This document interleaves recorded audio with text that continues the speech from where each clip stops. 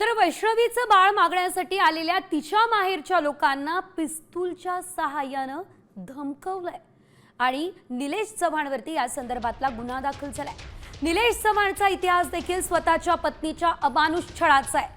निलेश चव्हाणनं घरात ceiling fan AC मध्ये छुपे कॅमेरे लावून लाईट सुरू ठेवून पत्नीला शारीरिक संबंध ठेवण्यास भाग पाडलेला आहे। या प्रकरणात पुण्यातील वारजे पोलीस ठाण्यामध्ये त्याच्यावर गुन्हा दाखल आहे।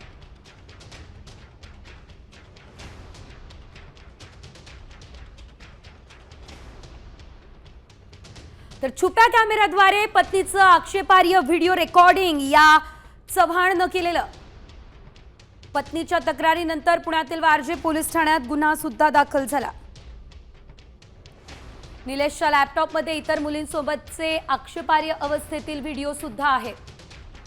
वैष्णवीच्या बाळासाठी कसबटे कुटुंबियांना बंदुकीचा धाक दाखवून याच चव्हाणनं धमकवलं। कसबटे कुटुंबियांच्या तक्रारीवरून निलेश चव्हाणवर गुन्हा सुद्धा दाखल झालेला आहे। तर या निलेश चव्हाणचे देखील कारनामे काळेच असल्याचं दिसतंय।